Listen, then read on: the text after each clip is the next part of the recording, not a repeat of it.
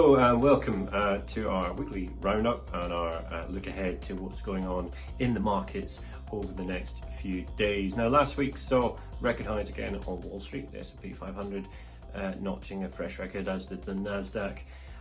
We had the Federal Reserve meeting, of course. Now they stuck to a very dovish stance. The Fed is not in the mood to be messing around by talking about tapering anything just yet. Remember, their goal is maximum employment and they're not going to stop until they get there. So coming up this week, the big event will be the NonFarm Payrolls on Friday. That's coming after that blowout month in March, over 900,000. So a big focus on this one because it will indicate just how quickly the US is recovering and to how close, therefore, the Fed is to unwinding its extraordinary levels of stimulus, still buying bonds at $120 billion a month.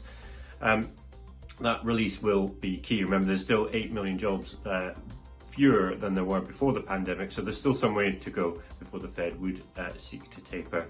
Meanwhile, of course, it's also said that it will signal well in advance that its intention to dial back that stimulus. So non-farm payrolls, as ever, going to be important, but I think extra importance now in the markets at or around record highs, and the focus on when the Fed might be able to dial back that stimulus.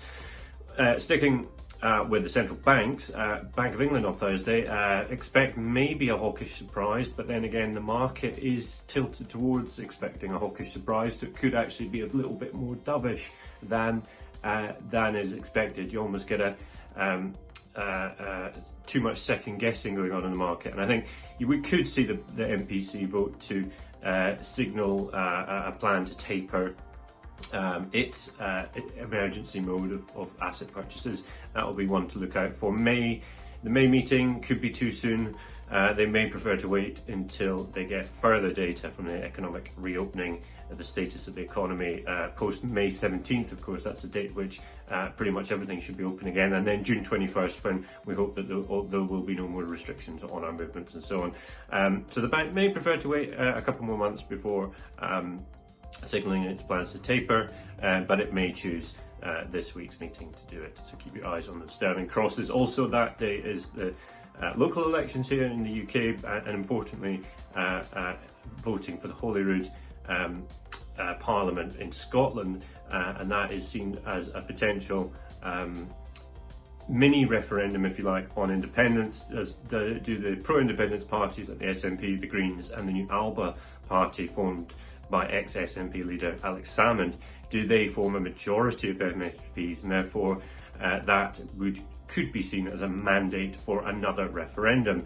UK breakup risks, potentially a headwind to sterling, so keep your eyes on that one.